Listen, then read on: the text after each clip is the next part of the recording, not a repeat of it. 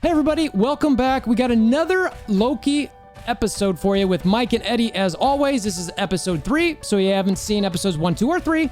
Spoiler alert, so you might want to head out now unless you want to get some spoiled. We're going to talk about the episode a little bit, our theories, what we think, and our feelings. That's what we like to talk about in this show. So before we get to that, if you want to check out the Discord link in the description below, go ahead and do that. Follow along with other content we do with some other Marvel games. A lot of fun. And as well as we approach 10,000 subscribers, we will be doing a giveaway once we get there. And all you got to do, follow along in the Discord, subscribe, because you got to be subscribed, and just comment below, and that will help enroll you into the giveaway. All right? So let's go check out what Mike and Eddie got to say about episode 3.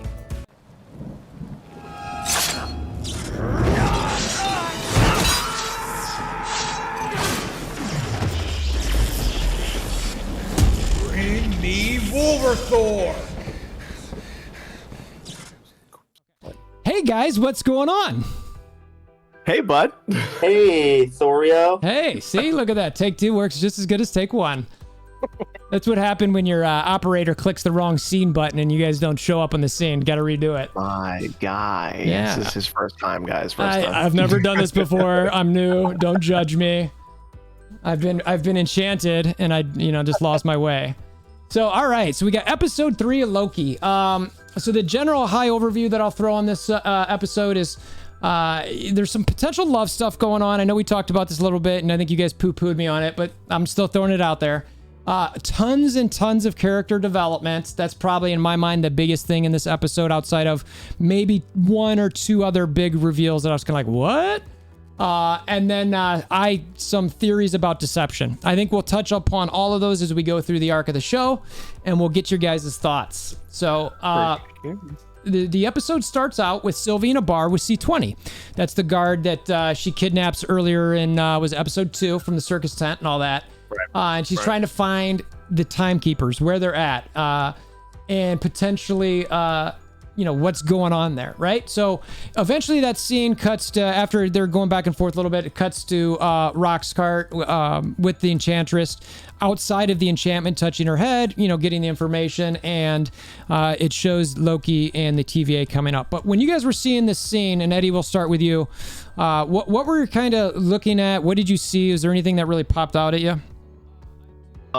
It had a little bit of like WandaVision moments where when C20 was starting to figure out like what was kind of going on, she shifted from like a day to like a night setting.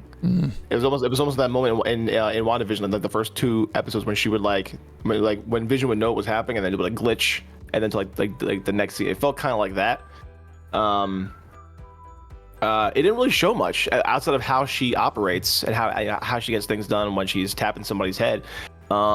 One thing I noticed is that when C20 starts to kind of drift away, she like grabs her hand to kind of like reel her back in. I don't know that we learn much other than, because I mean at this point we don't know if this is like a vision that she's creating or if this is like memories. Yeah. But we find that out later. Mike. Yeah, I mean that scene, how it started out, gave me like Inception vibes. That's why I thought, when it first showed up, I was like, wait, they knew each other? This doesn't make sense.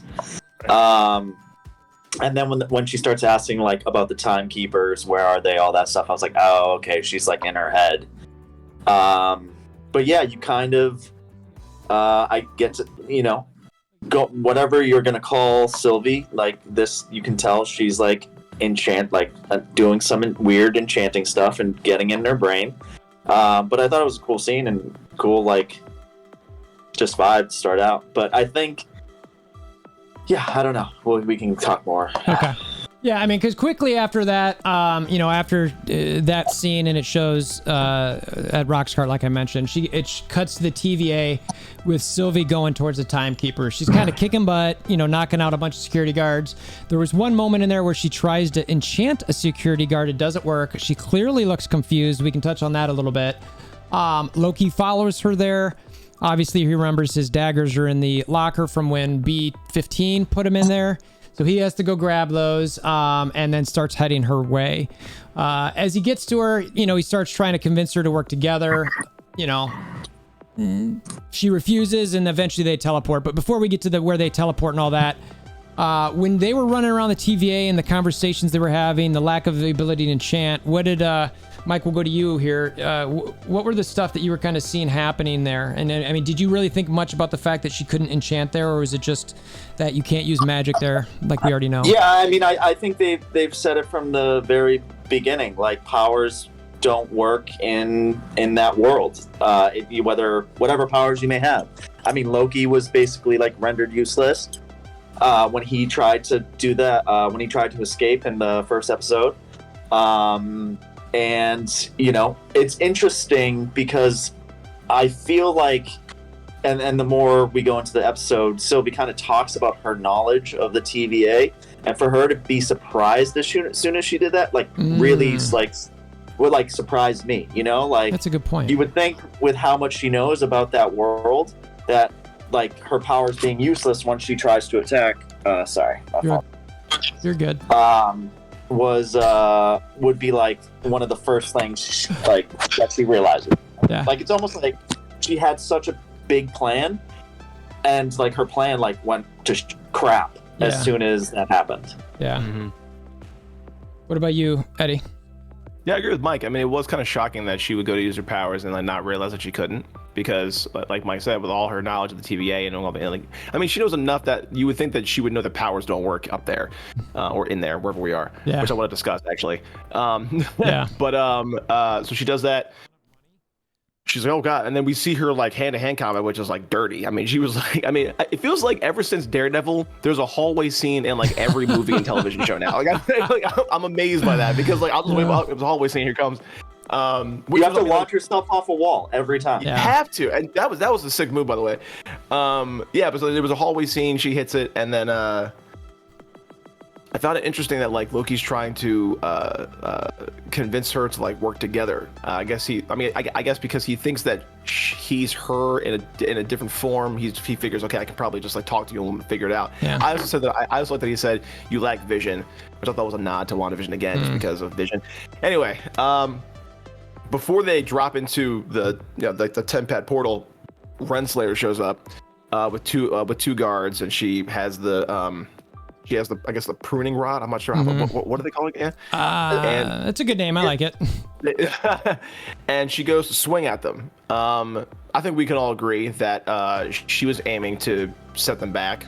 I had asked Thor before we got on, why does it seem like everybody in the TVA, except for Mobius, has a heart? I'm sorry, doesn't have a heart. Excuse me. Mm-hmm. Yeah, I mean, because like it seems like everybody else is out to like crush this variant, or like even Loki, but Mobius is like, no, I need him. It's like Renslayer was more than okay, just letting him go. Anybody have any thoughts on that? No, that's interesting. You know, I hadn't thought about it until right now, but I'm like cycling through everyone, like except Casey, the guy at the desk, the guy who didn't know what a fish was. Yeah, but everyone, I mean, and maybe a couple of the other people in that scene, we didn't get enough character development from them, but Librarian, kind of a jerk. All of the agents in there, jerks. All the security guards, anybody behind a desk, people, the little person who Loki walked by to go through the thing, he was kind of short and just like, give me your thing, let's go. It's very just DMV-ish, with everybody, but you're, like you said, really except for Mobius, except for a couple times when it might have been a different version of Mobius, but, that's a different story. He kind of is like, I will say to you whatever I want to get you to do what I want. So there's been a couple moments where he's kind of been a little heartless. But yeah, I don't know. I mean, I don't know. It's a good question. Right. For sure. I actually didn't think about how everyone was kind of like a D-bag. Yeah. Yeah. I'm intrigued by that. Yeah. So anything else to share, Mike, before we get into the Lamentus one? No, I'm with Eddie. Fight scene was cool. It's interesting that Loki, I feel like when he's trying to say like we should work together, I feel like we'll go deeper in the episode, but Mobius's boss, the one who fights them,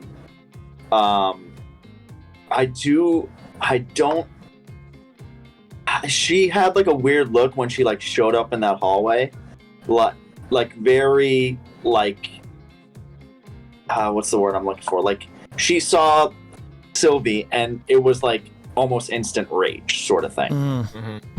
That's the only thing that I noticed where I was like, huh. It wasn't like a, hey, like stop them, like let's get the prisoner. It's like, oh, we have to mess you up. Yeah. Right. And that was it. Okay. All right. So next, we get to Lamentus 1. She obviously tries to get the temp pad from Loki, but as she gets it, she realizes it's out of juice. They realize there's obviously power on the planet. They're just kind of sitting there talking to each other, trying to figure out what to do. They want to find a place to recharge this thing, and they're just kind of like, all right, let's go.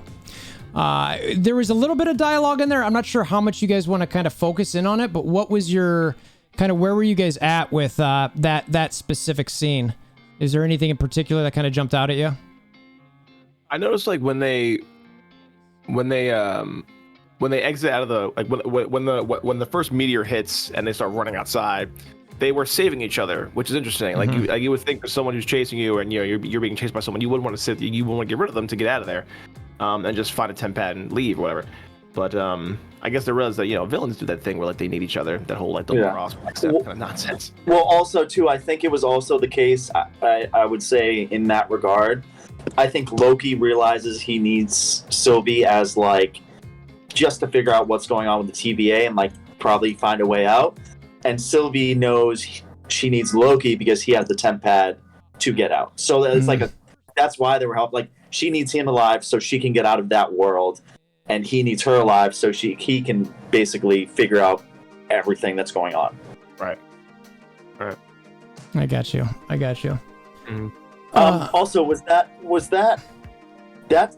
scene? It didn't start out when Loki starts asking about what her powers are, right? No, not yet. Later? Not yet. That's okay. That's later. So there was like a lot of walking. Yeah. So there was. Yeah, this was the first time where they were kind of doing some walking, and then later it kind of comes back, and we'll definitely hit some of that. And then let's see here. So from there, so that was the early part of it. They were in that hut. Let's see here. They're looking for the power. They have dialogue as they're running through that meteor shower. Like you said, they're saving each other. A whole bunch of stuff crashing down, and then they end up in another hut. And this is the part where Sylvie actually tries to enchant Loki. And the music changes here, so it's definitely like, I feel like something's happening in this scene more so than what we're seeing. And I think that they're gonna probably reveal it maybe later. I don't know for certain, but so and he says, "What are you doing?" And he's like, "You can't enchant me. I'm too strong. My mind's too strong," or something along those lines. And the part that I want to throw out here, and I want to hear you guys talk about this, is I'm wondering if actually Loki enchants her at this point in the episode. And I just want to throw that out there. I don't know if it's for sure true, but I could definitely see this being a thing. So, Eddie, why don't you give me your thoughts? So they get into the hut, and they're taking a breath, and she goes for it, and you see you see the color come out of her hands. It's green, and Loki looks up and is like, "What are you doing?" And then she says, "What are you doing?" As if to say, almost as if he was giving it back to her, which I thought was kind of interesting. And then, as Thor said, you can't enchant me, and all that stuff. And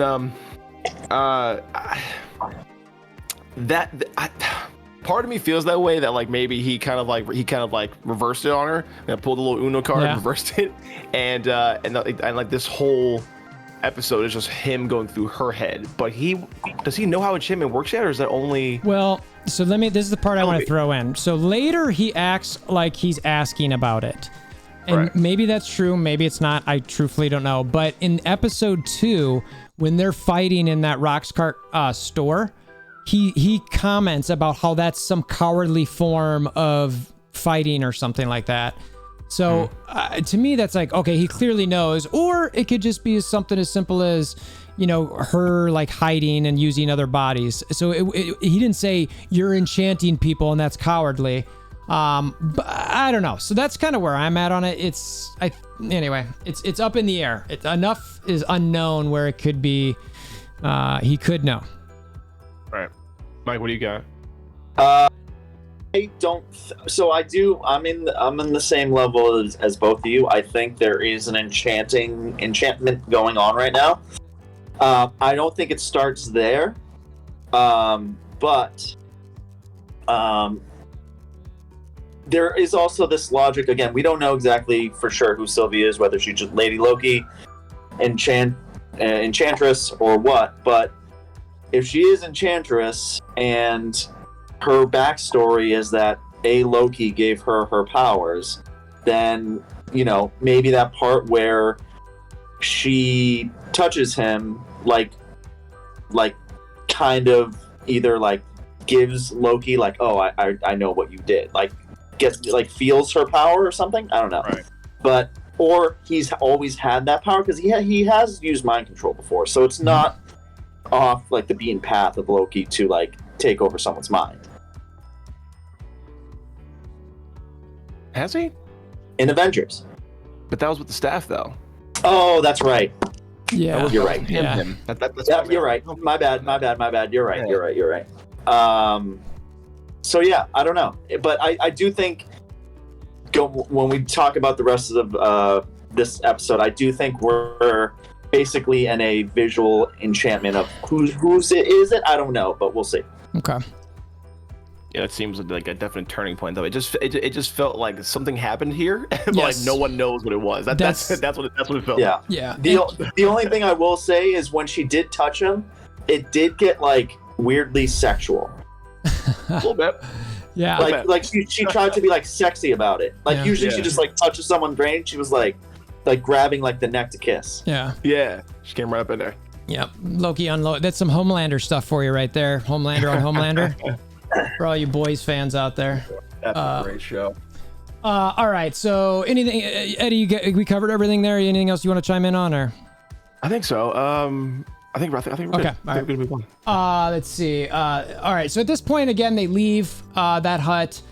They find the older woman in the house or whatever you want to call it, trailer. She blasts them both, so both of their plans fail.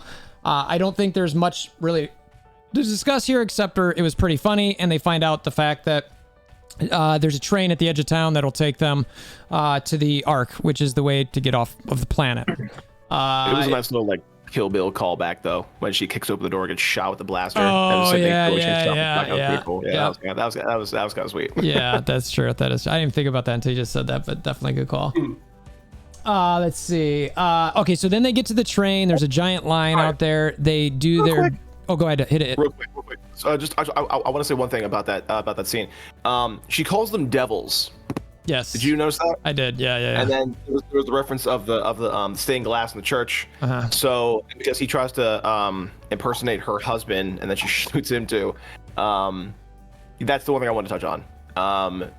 Yeah, that was it. That's all. Just the fact that she called them devils. Yeah. Was Sylvie wearing her horn thing? She was, yeah. Yes, at this point, because they're not on the train yet. Yeah, and Got it. that's when it, spoiler, I guess, comes off. Gotcha.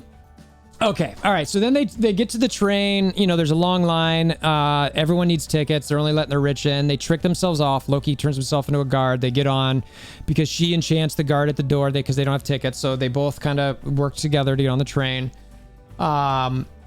And then they get to go sit in a car where there's a bar. They argue about who should sit where because they have to have their backs to or they don't want their backs to the door, whatever.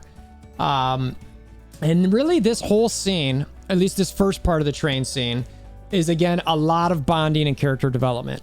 There's learning about Loki's magic. There's the story of each of the Lokis or Sylvie or whatever Sylvie is, having or not having a mother. Who they've loved over the course of their life, and we find out that Loki is bisexual, which is the first time that's been formally announced. Some interesting love gazes. This is the part where I was like, Mike, you mentioned the sexual whatever. This is where I was really like, what is happening right now? They're like trying to make this some sort of, and maybe it's just regular bonding. I don't know, not some sort of S&M bond. Anyway, sorry for the kids. There's obviously some magic, but like I said, it's just a bonding scene. So we're not going to get to the singing quite yet or the wake up yet, but this first initial conversation where they're going through this, Eddie, what did you pick up? What were your biggest pickups from this part? want to tag team this one with Mike. Yeah, do it. So, okay. They sit down and they're talking about their lives, like where they came from, how they learned, and he finds out that she learned how to use that enchantment power, and he's asking about like their backstories, their moms and stuff. So he's talking about his mother, which now he knows the future because he already saw what happens to her, and he talks about her in the past tense, not in the present, which is huge. Like that wouldn't have happened had he not seen that, because like we forget again that this is 2012 Loki. He hasn't had that moment happen yet. So he talks about her in the past tense. He mentions that I don't think he mentions that he was from the Frost Giants. But one thing I found interesting was that she says that her mother, she has blips of a dream, and that she was adopted and had to learn magic. Someone had put out there, I think it was him. I forgot. But maybe in a different timeline, when Odin fights the Frost Giants, that's when they first find Loki. That maybe this timeline for Sylvie was that they found Sylvie, and instead of Thor being there, it was Hela. And then Hela teaches Sylvie how to be Sylvie, and then that was a theory that someone put out there, and I was like, it's not terrible. I mean, it's a different timeline. Yeah, but yeah. I want to know what Mike, your thoughts on that discussion were, because it was interesting. Yeah, so in regards to that combo, I think to me, it was a little bit of I think it was a little bit of like being coy by Sylvie, because like you said, Loki's like explaining like his entire childhood, his upbringing, talking about his mother, his parents, all this stuff. And then he like, it's almost like giving, because at this point, Loki thinks she is Loki, or a Loki, a variant of Loki. But all these, I feel like everything she's doing, like it was the same, like I feel like she's lying. Like when she was like, oh no, my parents died when I was younger, I learned that. Like, I feel like she was just using his story and changing it up a little bit. Right. To like, still not give him much information, because I think there's more, and again, we'll deep dive further, but with the little featurette trailer that they played for next week, it makes me think that there's like not more. There's more to her story, because Loki would be like, oh yes, my mom this, my dad that, and she was like, oh, my parents died. It was like just kind of like an easy, like, you know what I mean? It was still not giving much answers. Yeah. Right. So that's where it made me question whether it was a valid, like her arc was valid or her stories were valid. So I want to chime in here, and for anybody watching who's not seen the featurette or the trailer for episode 4 and you don't want to know, move ahead like 1 or 2 minutes right now, because I'm going to say something that's in that, and if you don't want to spoil it, this is your warning.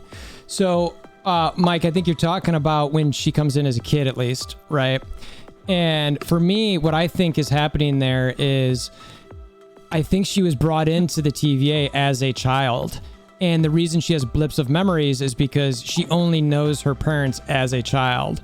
And as you know, I don't know about you guys, but like when I can't really remember my parents when I was in like kindergarten or first grade. I mean, I can, but it's like my real memories of them are in grade school and high school and college and so on and so forth.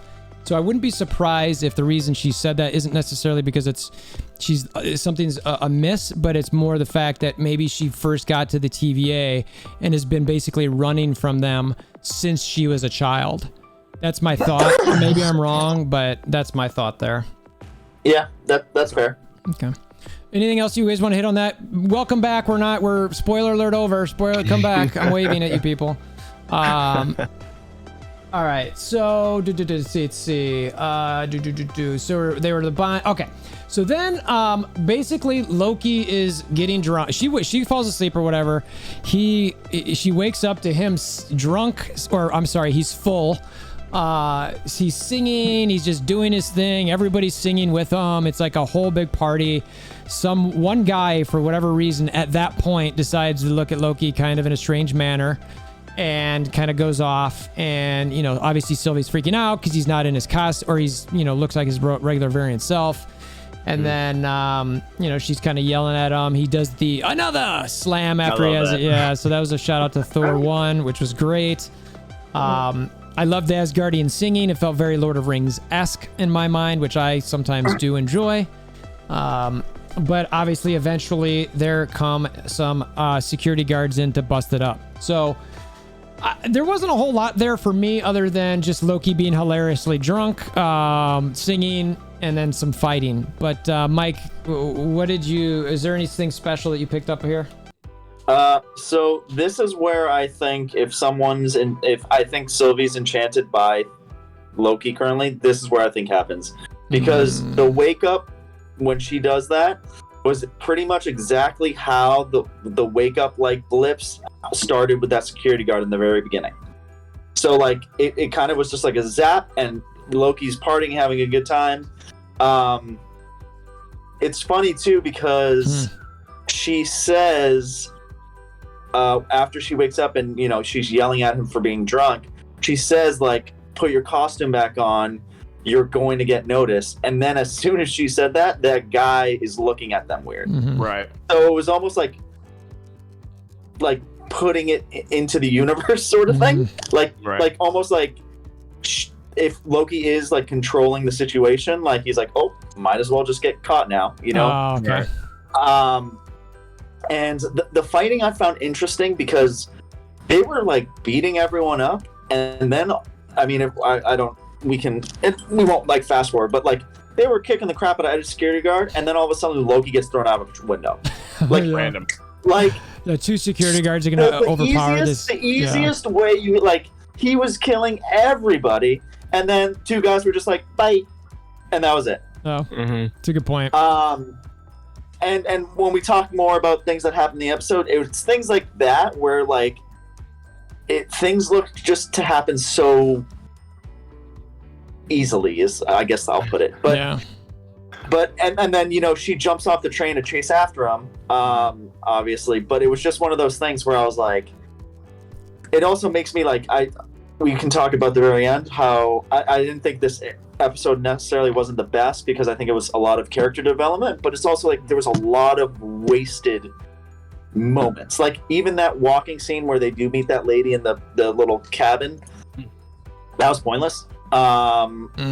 It's just like a lot of minutes wasted in certain parts, and it felt like their goal to get on the train just to like get off the train was, I mean, it was like a pointless thing. Again, I think there's more to the story, but that's my thought process on that part. How about you, Thor? It's interesting because I talk about these other enchantments. I think you might be onto something. I kind of want to rewatch now and see if you are actually right with the timing of when she says that. I've got no reason not to believe you, but I think it makes sense. And I could see it where, and then the next episode, like eventually he wakes her up or whatever, and they're back on the train, and he finally realizes knows her plan, and she either knows or doesn't know, that he's enchanted. They get on the arc and go somewhere, or they get, figured out. So yeah, I don't know. I mean, Eddie, I saw you kind of holding your hand up a little bit. I'm curious if you have any additional thoughts as well. Like, you seem deep in thought. You're almost thinker mode there. No, I fully agree with Mike because it just felt like when she woke up, it was very reminiscent of when B-15 woke up and C-20 woke up. It was that moment of like, where was I for a second? Like I was in some other place. Like that moment of just like recollecting everything you just went through. And he's singing a song, which like I don't know about you, but like anytime someone sings a song and they're like a witch or a wizard or a warlock, it always has something. Your mind always gets messed with. And so like when that moment happened, I felt like that's what was going on. Like he was singing to get her to, I don't know, stay in this world that he created if he enchanted her. Also, was everyone singing on that train?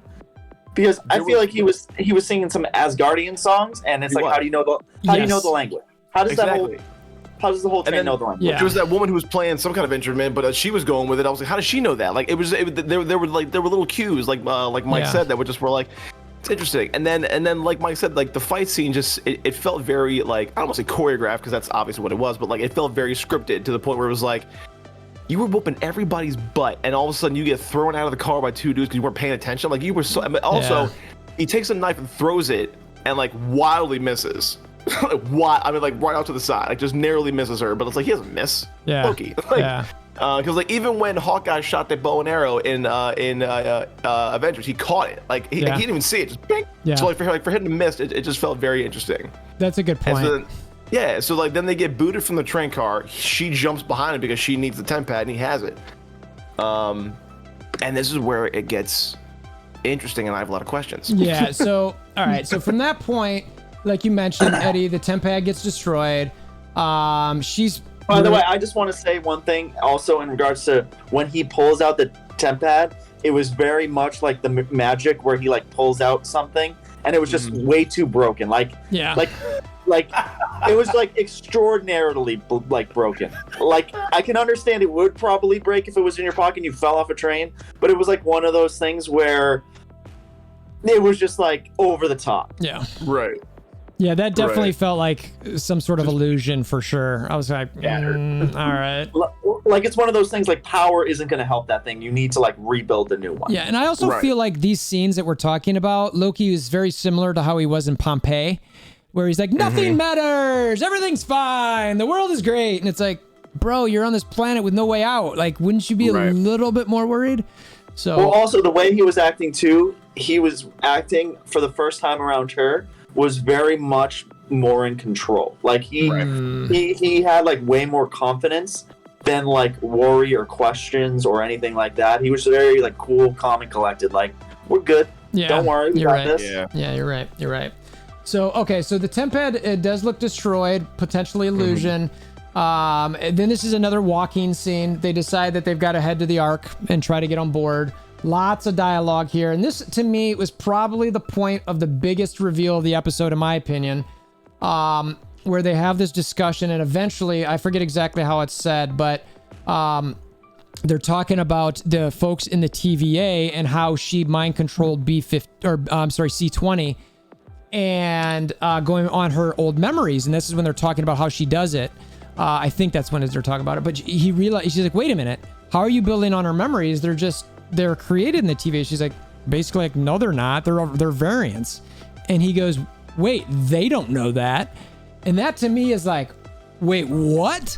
Like, so it really lays out the foundation of something sinister is going on with the TVA. So I'm going to throw it at you guys. Like, just give me your thoughts, whatever, either of you.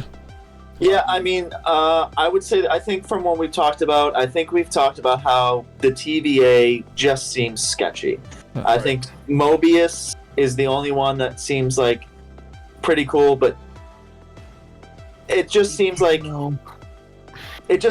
everything is just kind of funky, and there's still like a lot of like weird secrets when it comes to that place. So obviously the biggest reveal is that the TVA, everyone that's there is just a variant, which goes against kind of their history of how they describe how everything goes, and it's kind of messed up that they literally take these people and have them for hundreds of years and basically wipe their memory. Like they're and they're kind of like zombie slave. Like they are like propagandized to like do whatever the TVA says, which is just wild. And I think that also is it answers, I think, a couple of questions, and we kind of talked about this separately. Like, for instance, Mobius's love for jet skis. 100%. Like, I think that is his like last memory has in his brain of when he was, call him a human. Yeah. Like on Earth, like alive in a normal life. Same with that pen that his boss has. I think that's like her memory. Like just weird things like those two things. I think those will come back into play later on. I think whether Owen Wilson is good or bad, but I think he's probably going to ride a jet ski at some point in this show. But yeah, I mean, it definitely puts, the target back on the TVA as them, everyone thought like the big bad was going to be this Loki character. It's this company that controls everyone. It's fucking messed up. Yeah. What about you, Eddie? Oh, dude, same page. Like, I mean, okay, when she says that they're all variants, I was like, well, that makes a lot of sense, because even going far back as Casey, he's probably a variant from some other planet that has no idea what a fish is. So for him to not know what a fish is, but him like look like he's human, it's like, why? That's weird. Why would you not know what a fish is? Like, you look like you're human. Yeah. And like Mike said with Mobius, it's like, okay, so this okay, in the comics, Mobius is like he's a multitude of himself. Like, he's like multiple people. It's almost like multiple men. So it's interesting because he's so different from everybody else. I feel like he's had his mind erased more times than probably most of the people in the TVA, because he never remembers the rings in Renslayer's office or all of the items that are on her shelves. Even that snow globe from San Diego, which might be where he's from, considering that they have water and jet skis. Okay. And then he's all about like saving people. Like he has this innate like desire to want to help Loki and like put everything back in order. Like, but like he also has the TVA brainwash, it feels like. When she said that they're all people, they're all variants brought into TV, I was like, dude, well, that makes a lot of sense. I mean, a whole bunch of sense. Like, yeah. It was just surprising. And I feel like, like maybe like Renslayer was like a principal or something, because she has that pen from that high school, or maybe she's like a teacher or something like that. But she was somebody in charge of a higher power before she got into TVA. Yeah, dude. Also, while we're here, there was a theory that Thor and I discussed last Saturday. I brought it up to him.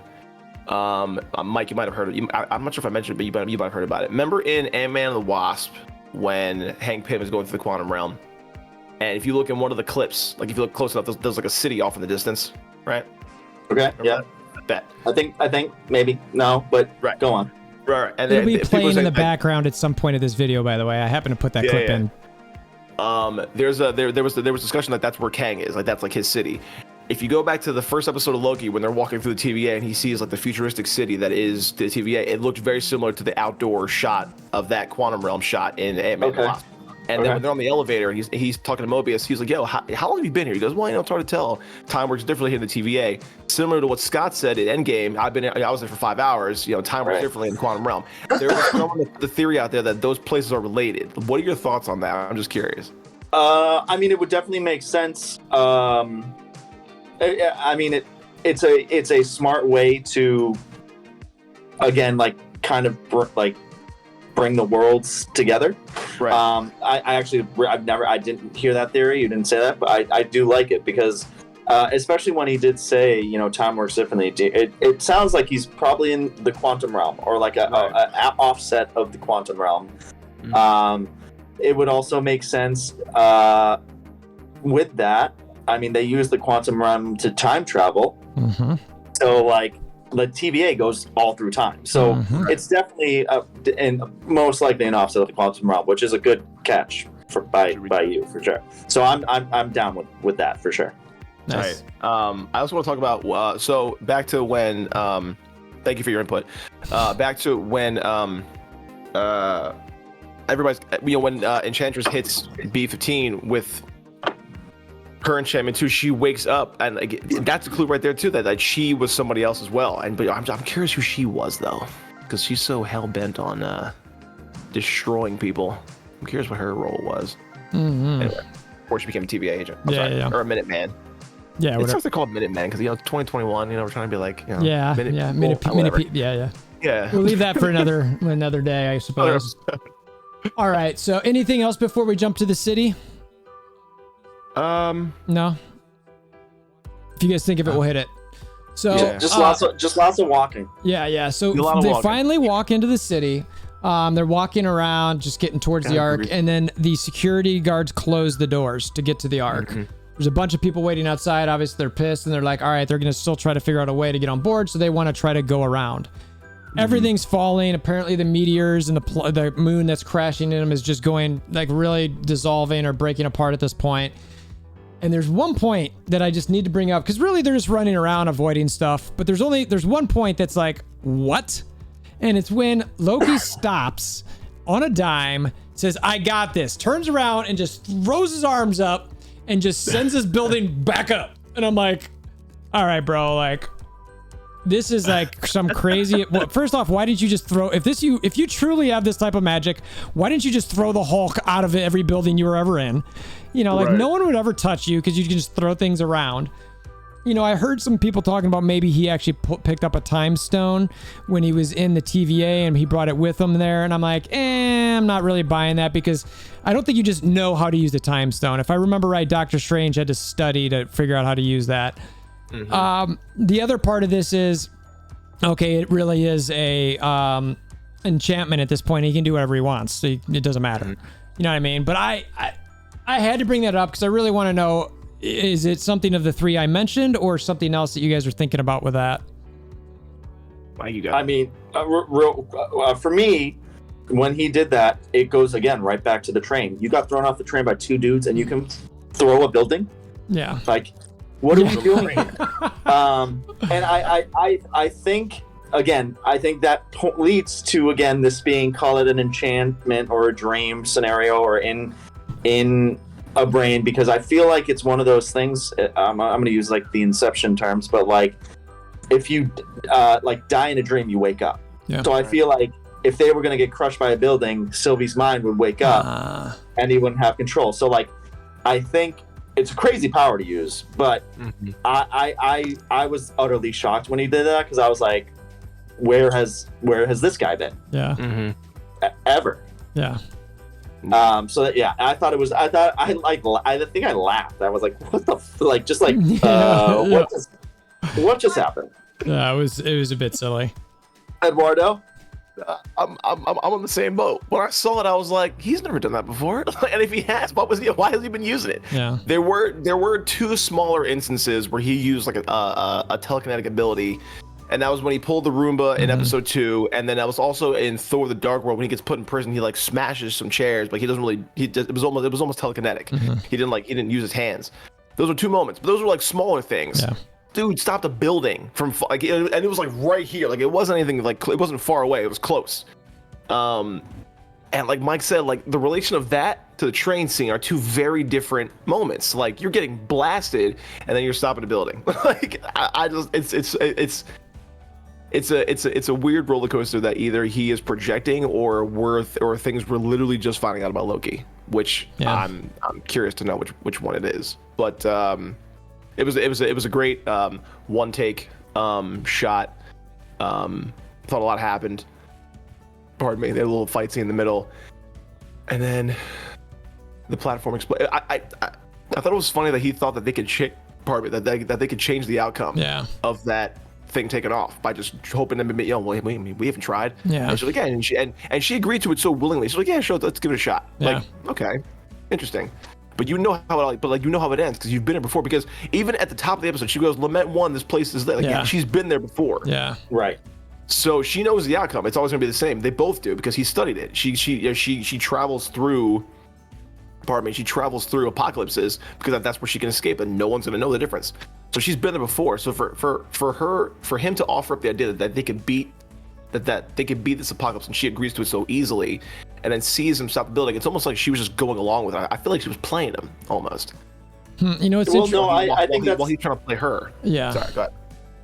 Yeah, but I think at that point, I get what you're saying, but also I think, again, we don't know exactly when it was, but I think if he is enchanting her, he's projecting, like she's, well, it's from what she said, is she goes by memory, whatever memory. Right. So if she's been there before, he has the projection of her memory of that thing. So he could. That's why he can like create that world or create whatever he's doing fairly easily. But it is interesting, and we don't know when she was enchanted. So if it goes to where Thor thinks, then it makes sense that she would just like go along with the plan. But also they originally wanted to go to that arc for power, not to take it away. So they kind of flip-flopped with things happening along the way. Right. Objectives. Yeah, and I think the only reason they would have switched the objective is because the temp pad gets destroyed, and they're just like, well, we just need to survive at this point. Yeah, and just get off the island. Yeah, and maybe it's just to live and hopefully find another temp pad, or the TVA eventually finds them and gets them, and whatever, they'll, obviously end up back there if that's the case. So, and Eddie, you mentioned like already that, a rock comes flying through the ark. So clearly the spaceship is utterly destroyed. Sylvie just turns and walks away. Loki's sitting there staring in disbelief, and that's the end of the episode. And I'm very interested to see, because we've thrown a lot of theories out here about, is somebody enchanted? Is somebody like what's happening? And again, spoiler for those of you who have not seen the trailer to episode 4, look away for about a minute maybe. But the trailer episode showed for episode 4, she's back on the TVA with a little time neck thing on her. So she clearly gets captured, which I was like, and Mike, you knew this right away. You're like, so if I had to guess about, because you guys, I hate being spoiled. So now I know, I'm like, well, whatever. I know that scene happens. This sucks. But listen, if you after that episode went into that, be like, oh, there's 6 minutes left, they're gonna die, you're out of your mind. I know they're not gonna die, but But come on, like you know, we're living in a real world here. I know, but at no point did I know she'd be captured enough to be in the TVA with them. Come on, come on. I didn't know that. I don't know that. Anything could have happened. Like she could have. You could easily predict that though, that she'd end up. Honestly, I could have not even seen that episode, and I'll be like, they capture her probably at some point. They're literally chasing her to capture her. I know, it's gonna happen. but they've been chasing her for years, and it's never happened. So what makes? I don't know.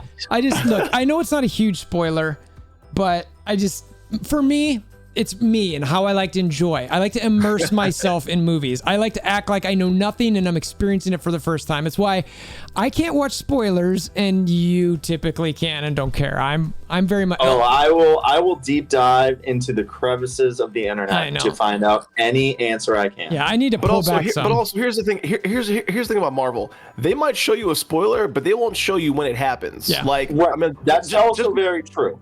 Yeah, just because they show it in the episode 4 featurette doesn't mean it's going to be in episode 4. That might be episode 5 or 6. I mean, it's the same thing as Infinity War. They had the one shot of all of them running through Wakanda, Thor, Hulk, the whole 9, and then like that shot never happened. Right. Like they're saying, so like just because we saw her in that episode 4 featurette doesn't mean that's going to be the episode. That's fair. Chances are it'll probably still be more walking, and talking. You're probably right. So reel all it right. Yeah, so at this point, it's the end of the episode. So I mean, we've talked a lot of theories. What's to come. I think for me, I do think it's probably some tie-in with Kang. Potentially, probably the quantum realm because of the time aspect. I don't. But you know what? As we watch these shows, and Mike always says it, stop thinking it's more than what it is. You know what I mean? But for some reason, and we've heard Feige say that this show ties in more with the movies than the other ones. So I could see this one having. I don't think we'll get a Kang appearance, but if he is truly tied to this, that maybe Renslayer is the actual big bad in this, and because of her love relationship with him, that's where this particular show ends, but with some reference to Kang to come in the future. There is an actor who I forget his name off the top of my head, who when everyone thought he was going to be the different Loki, and then it ended up being Sylvie. I think he's going to, I don't know if it's going to be Kang. I mean, it would make sense. Or it would very much be like I'm getting vibes, since no one has ever met the Timekeepers or seen the Timekeepers. Right. I'm getting very much of a Wizard of Oz vibe, where it's like this guy who's the bad created the there maybe were Timekeepers or maybe not, but this guy kind of created it all, and he's kind of like the puppet master, and it's really like this one guy creating power. Like who was it that in the history of it the Timekeepers said they were fighting? I just knew there were a bunch of different timelines that they were trying to pull back together. But didn't they say that they fought someone though? I could be wrong. But anyway, I think it's very much a Wizard of Oz vibe. I think when Sylvie goes to that golden elevator or whatever it was, I think they'll probably end up going back to that. And when they go up, I have a very big feeling like nothing's going to be there, and there's kind of more of this story. So, I mean, we always say don't overthink it. And it very well could be Kang. It makes sense if it is. But I also think it very could be like, you know, wool over your eyes, just, you know, this guy who wants ultimate power, like creating, you know, a timeline. But also maybe perhaps we'll see. But that's what I got. Yeah. Thor, what about you or Eddie? Well, Eddie, go to you. I hit some on mine. I want to hear what you have to say.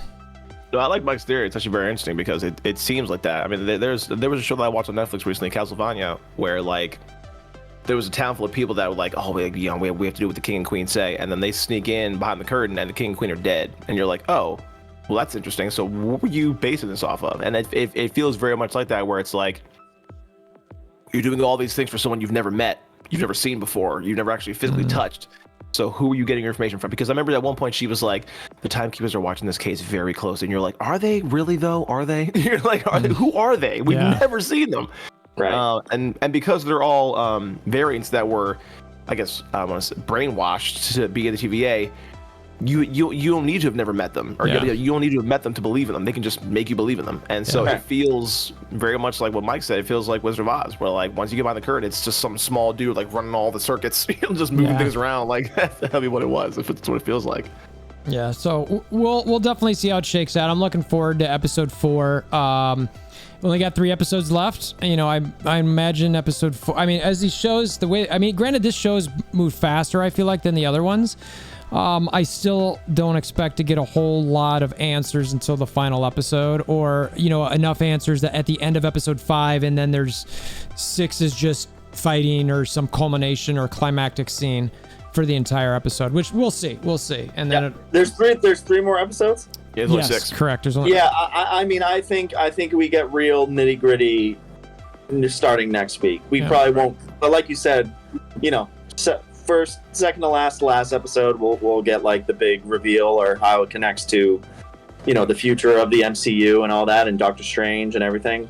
Yeah, I think it's now, once the fact that they've kind of like given you the backstory of Sylvie now, and like you get her and you get what's going on, I think it's going to start getting good. Yep. Right. I feel you. All right. Well, that's what we got for this week. So appreciate you all for sticking around with us for throughout this video. As always, check out the Discord link in the description below. We're pushing towards that 10,000 subscriber mark, doing a giveaway. All you got to do is comment below. Obviously, be a subscriber. Discord helps you follow along with the content a little bit easier, so you know when we're going to do it. So hammer down that like button, click the notification bell, and until next time, hope you have a wonderful day. See ya.